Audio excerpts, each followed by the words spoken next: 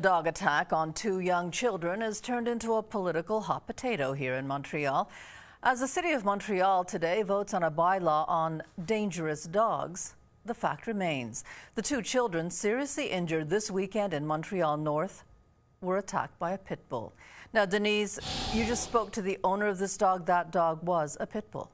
Yes, well, Krista Frino says she bought the dog from a pit bull breeder over a year ago, but in the last few weeks, life circumstances forced her to look for another home for her dog.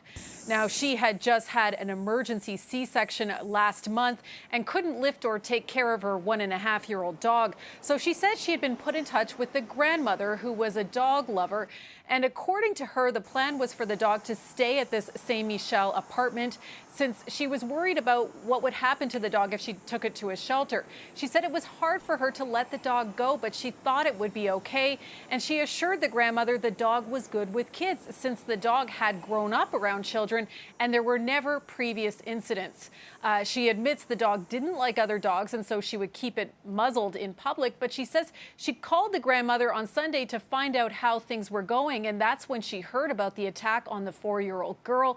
She says the grandmother will not talk to her now, and she is so sorry about what happened and can't understand how her dog could have done something like this. I was just really shocked.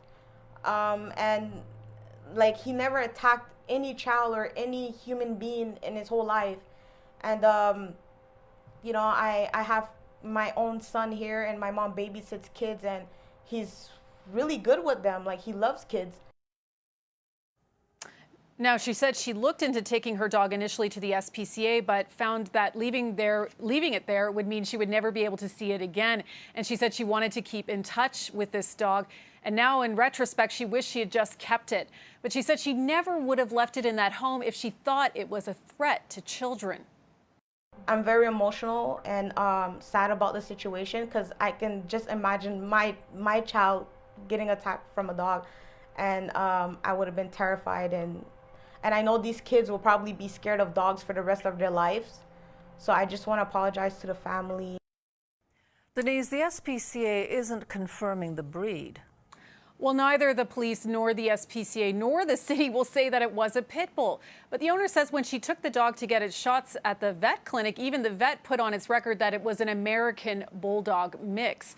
And this reluctance to identify breeds of dogs involved in attacks is something that Lise Vadnais has been speaking out about. She lost her sister Christine in 2016 when a pit bull mauled her in her own yard. And that horrific attack led the Coderre administration to adopt a pit bull ban.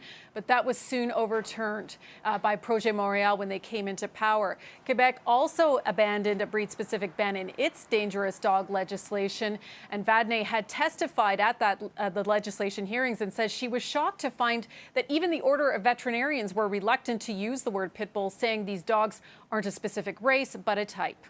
L'Ordre des vétérinaires ne veut pas se prononcer et tous les vétérinaires n'ont... She says by not identifying the breed of dogs who bite, the public are being put at risk, adding this 7-year-old boy in Sunday's attack could have easily died if an adult hadn't been there to pry the dog off his arm with a shovel. Meanwhile, the mayor of Montreal North, Christine Black, told council today the pit bull will be euthanized, though she didn't identify the dog as such. Mitsumi. Okay. Thank you very much, Denise.